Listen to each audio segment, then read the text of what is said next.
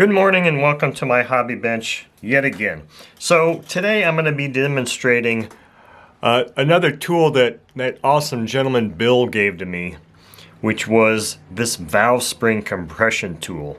So how many of you have been trying to remove the valves on OS Surpass style engines and possibly even Enya engines, just to find that it's just a task that's very, very challenging, difficult to do because of the small size of these heads and the little components there?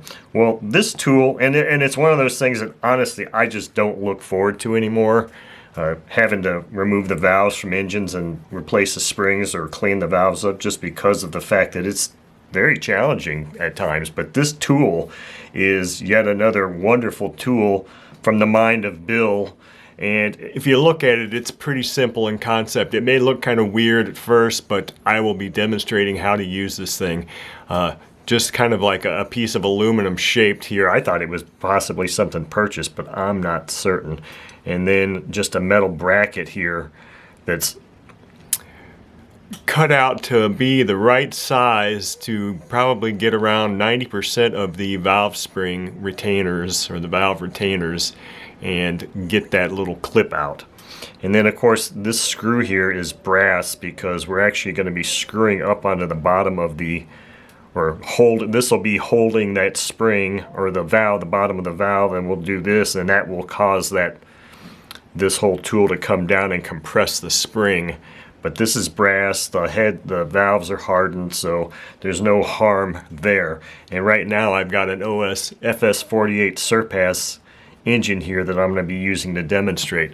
So what I'm going to do here is I've got another camera angle that's going to be showing us a really good angle of this. So what I'm going to do here first is I'm just going to kind of set this in the vise, lock it into place a little bit, and turn my other camera on and make sure that it's framed up so that we can get the best viewing of this. And I've only done this a couple of times this morning, practicing here.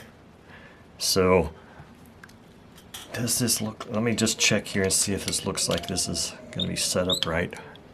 Okay, yeah. So I've got it framed up. So I'm going to go ahead and start that video, and I'm going to run this screw down here a little bit. So as you can see, this screw is going to be contacting one of these valves. So I'm just going to hold this in place here, and I'm not entirely sure if this portion here is supposed to be getting on the retainer, or if it's just these two side pieces getting on the retainer, because it's one of those things where you never really know which orientation that C-clip is going to be in. So I'm just rotating that, and I'm putting pressure on that spring, and I'm going to be using both a pick and a magnet here. So what I'm going to do is, where I see the opening, I'm going to put the magnet on the opposite side and just kind of start nudging this thing off, and then grab that with the magnet like that. So you can see, let me get down here so you can see that retainer. And that's basically all there is to it. Now, reinstallation is a little bit more challenging, and I think I found that it's probably better if you just kind of lay it on one of these arms first, like that, and then just kind of gently nudge it into position, and then you can release the pressure. Because at first I tried to go in there from this angle like I normally would, or if you try to do it with the clip attached to the magnet, well, the magnet's going to want to flip it and flop it and do all kinds of weird things to it. So it's just a matter of just gently nudging it out and then grabbing it with the magnet, just like that, which I hope you can see here. And then I take it off, and you could also put a little drop of oil on here to make this so that it's less likely to move, and then just kind of lay it on that and then slide it into place. And what you can do here is, if I had my magnifiers on, I could sit here and adjust this tension such that you put that clip right back on here and it just slides into place.